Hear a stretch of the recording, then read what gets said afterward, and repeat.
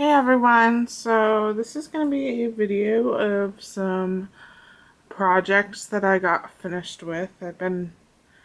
Um, I've been dealing with the bout of depression these past few days. So,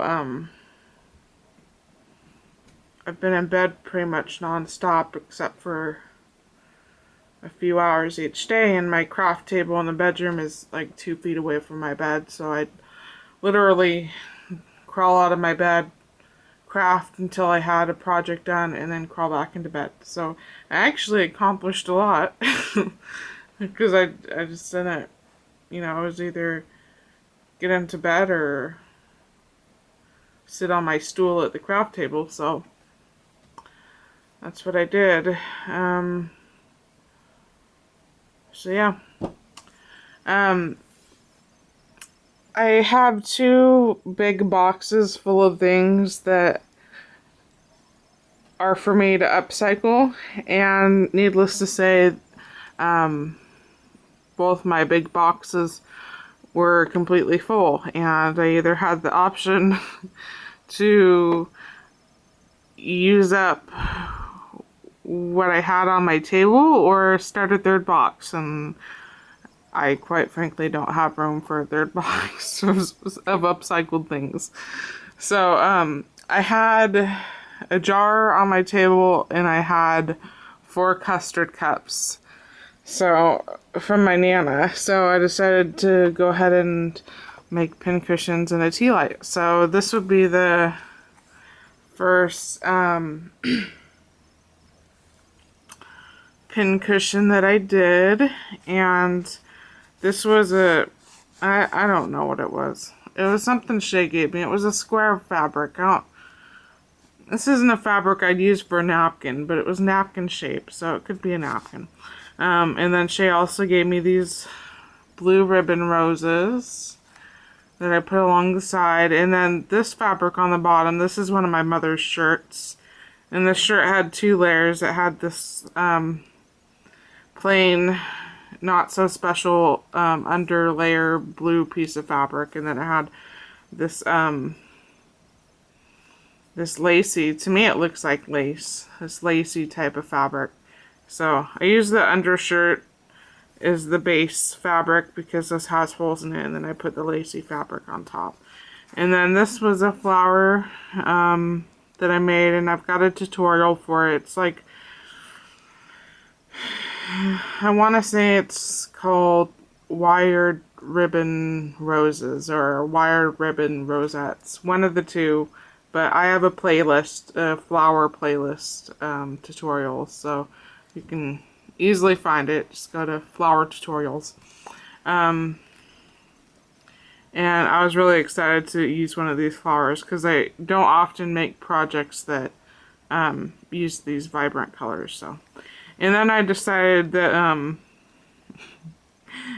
because these edges, the edge of the wire was gold, and I decided I was gonna take some blue alcohol ink, and I was like, man, it would be really awesome if the edges were blue. And then I totally forgot all the skills that I learned in kindergarten and what colors you should not mix if you don't want certain other colors. So needless to say, it turned green. And I got as much as I could off with just plain alcohol, but there's still some greenness on this wire. I wish I had just left it gold because it actually looked really nice gold. But, I have a tendency to screw things up because I just want to fuss with it. So anyways, that's the first pin cushion I got done. Then I did this pin cushion, and I like the first shabby chic one I did better. I did learn something that is a no-no as far as pin cushions go. So I guess I did learn something from this project. I used my mother's wedding dress satiny material for the bottom layer. I know you're not going to be able to tell on camera. It's not going to pick it up. And then this was some lacy type fabric that was sewn into a weird shape that Shay gave me. So I cut up the whatever it was, so it would be a flat piece of lace or whatever, and then I put that over top of the satin. And then this was some champagne colored beaded trim that I got in a grab bag from Bargain World, which is like Goodwill but cheaper. And I went ahead and used that, and then I glued some pearl trim on top. And then this is one of my homemade flowers. Not my most favorite flower that I've ever done, but it does the job. And then this pin cushion, this is more of the wedding dress satiny material. I always have great difficulty doing the actual cushion part, you know, because it's not straightforward. You know, you have to fuss with it a lot, or at least I do, because I haven't found out the magical secret on making the most perfect pin cushion the easy way. So I decided to try a different way, and I had my box of scrap fabric and laces next to me, and I have all these strips of tulle and netting from various projects, and I decided to start wrapping the cotton batting with the tulle and the netting, and what I ended up was a really nice ball. But the issue is that the netting and the layers of tulle were kind of bumpy, and you can see the little bumps on the satin here. And I actually put a second layer of satin over the first layer because it just looked like it had zits all over it. So the second layer of satin kind of smoothed it out, but you can still see a few of the bumps from the netting and the tulle. And then the second issue with how I did it was because there was so many layers of the netting and the tulle, in some areas it's kind of impossible to push a needle through it. So, you know, most of the pin cushion is fine as far as pushing needles through it, but there's a couple bad spots. So, it's a live and learn thing. Couldn't exactly undo what I just did.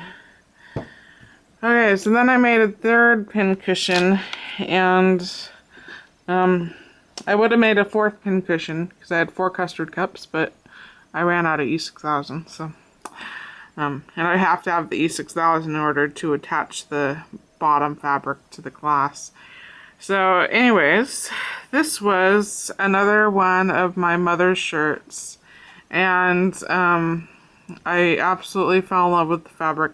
I wish I had put it on a different part of the fabric because I wanted the more blue hues of the fabric instead of the brown, but I wasn't thinking, and I just plopped the custard cup on there and then folded the fabric over. But this is like more the bluish purpley side of the fabric. This is just the sleeve of it, so I have a lot more to work with. But I don't know, I just fell in love with it, and I knew I wanted to use it, so that's what I used. And so yeah, I apparently got most of the brown section of the sleeve instead of the bluish purple, but oh well. So the top of the pin cushion was another one of my mother's shirts. I don't throw things away, you guys. Shoot. Sorry, I bumped the tripod and then it...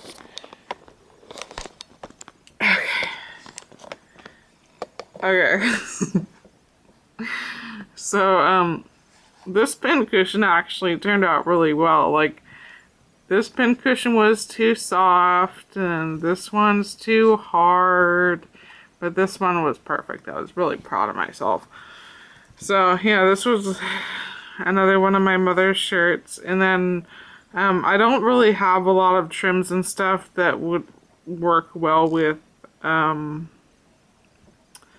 you know, these colors. So I went ahead and used this lace that she gave me, and it reminds me of like coffee, you know, if you were to soak something in coffee. Not necessarily tea, like this has more of a brownie color to it. And someone had hand stitched this with the running stitch, so the gather isn't super even, but I think it turned out fine. I don't like that it covered up most of this fabric. You know, you really can't see the fabric when you're looking from above, but oh well. I didn't know what else to use. And then this was a fabric that I made a long time ago that I didn't really like. I was actually going to add a layer of this lace when Shay gave it to me to this flower to make it look more awesomer, because I had made my own glimmer mist with some of my mother's gold eyeshadow, and when I sprayed it on the fabric didn't look gold, it looked like brown.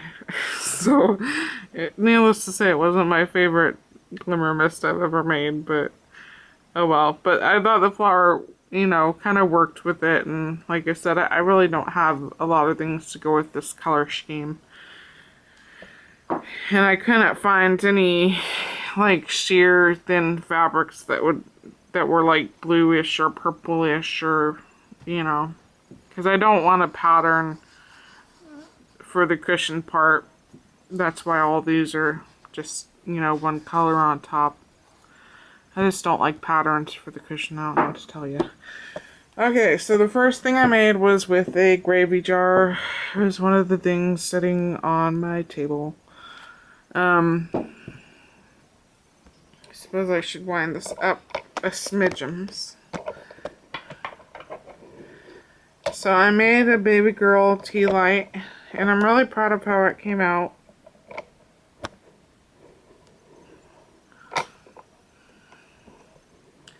Although I do feel kind of silly for making it, because I was gonna do this bazaar this year, but then my mother informed me that it was more of like a flea market type thing and not a bazaar. So we decided not to do it. So now I have no person, or, you know, I don't have a person in mind that I could give this to, and I don't know. I guess I'll hold on to it until the day comes. So anyways, I covered the jar with pink tulle, and because the tulle is kind of sheer, I wanted to decorate the tea light. So this was some Dusty Rose eyelet lace that she gave me. It was just a small snippet. So I went ahead and glued it around the tea light. And I know people replace the tea lights, but it really isn't hard to replace the battery in these things. So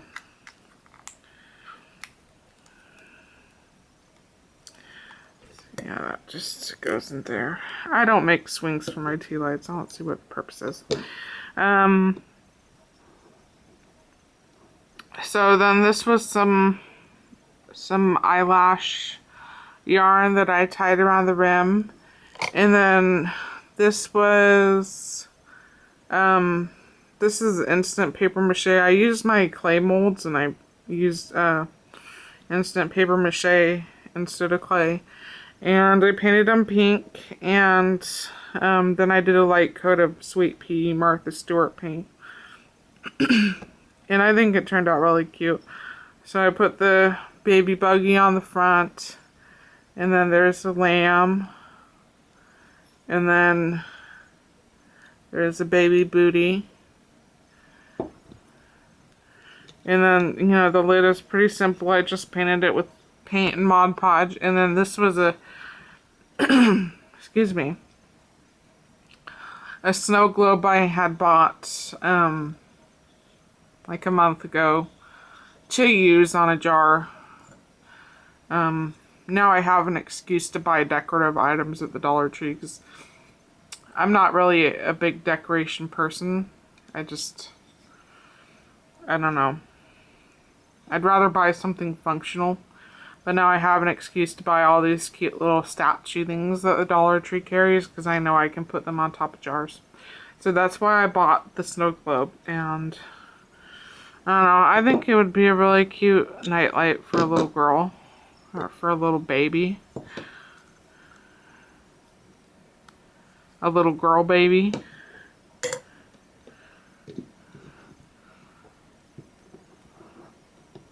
I like how it turned out. So anyways, that would be all the things that I made. And I guess I'll talk to you guys later. Bye.